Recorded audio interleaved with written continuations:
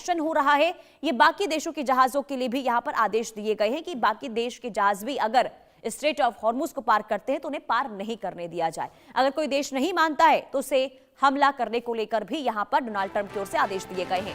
बड़ी खबर, अमेरिकी राष्ट्रपति ट्रंप का बड़ा बयान सामने आया है और इस्लामाबाद में डील हुई तो मैं जा सकता हूं, ये बड़ी खबर सामने आ रही है। डोनाल्ड ट्रंप की ओर से ये जो बयान सामने आई है ये बहुत बड़ी प्रतिक्रिया है, क्योंकि इससे पहले जब इस्लामाबाद में बातचीत हुई थी उसमें अमेरिका की ओर से उपराष्ट्रपति जेडी वेंस पहुंचे थे और अब डोनाल्ड ट्रंप ये कह रहे हैं कि अगर डील पक्की हुई तो डोनाल्ड ट्रंप इस्लामाबाद जा सकते हैं और अगर डील पक्की नहीं हुई तो फिर एक बार जंग की शुरुआत हो जाएगी और ईरान पर हमले तेज कर दिए जाएंगे। हफ्ते के आखिर में ईरान से बातचीत होगी, ये डोनाल्ड ट्रंप कह रहे हैं। यानी कि डोनाल्ड ट्रंप ने यहां पर ये संकेत दिए हैं कि अगर ईरान अभी भी बातचीत के जरिए कोई समाधान नहीं निकालता, किसी एक शर्त पर अगर नहीं मानता, अगर समझौता नहीं होता तो अमेरिका की ओर से ईरान पर हमला जो है वो एक बार फिर से होगा। लेकिन इस्लामाबाद में डील हुई तो मैं जा सकता हूं, ये डोनाल्ड ट्रंप कह रहे हैं। डील नहीं हुई तो फिर से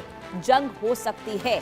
यानी कि सीधे तौर पर डोनाल्ड ट्रंप की रणनीति यहां पर है प्रेशर पॉलिटिक्स की, और यही वजह है कि लगातार अलग अलग बयानों के जरिए डोनाल्ड ट्रंप की ओर से प्रेशर बनाने की कोशिश ईरान के ऊपर हो रही है।